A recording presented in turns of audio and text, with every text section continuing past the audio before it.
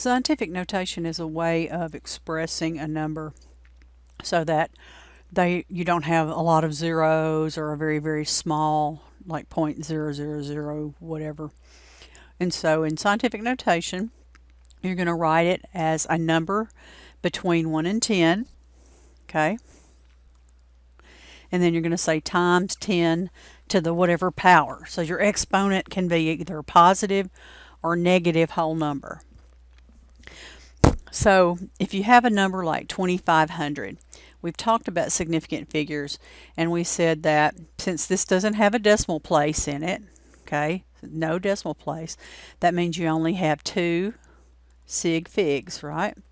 So since you only have two significant figures, then that's what you're going to have in your scientific notation. And so it's a big number, and so you're going to be moving a decimal, like the imaginary decimal place, 1, 2, 3 places. All right. So if it's a big number, you're moving it to the left, and so your exponent is going to be a positive.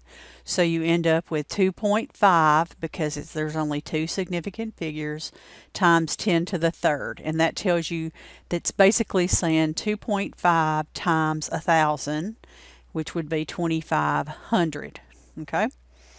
In a small number, remember again that placeholder 0 is not significant, and so we want a number between 1 and 10. In this case, we're going to use the 3 and the 6. So we're going to have 3.6 times 10 to the 1, 2, minus 2. We move it to the right, and it's a negative number. And the way I usually remember this is the positive exponent is the big number. The negative is the small number, okay? So if you want to think about it as moving it to the right, it's a negative, to the left is a positive, or just remember, if it's a big number to start with, then it's going to have a positive exponent. If it's a small number, that is like less than 1, then it's going to have a negative exponent. All right, and so when you have a positive, you're going to move it to the right. Since you have 2,800, so that is 2,800 times 10 to the 2. What does that mean? Well, 2.8, right, times 10 to the 2 is going to give you 280.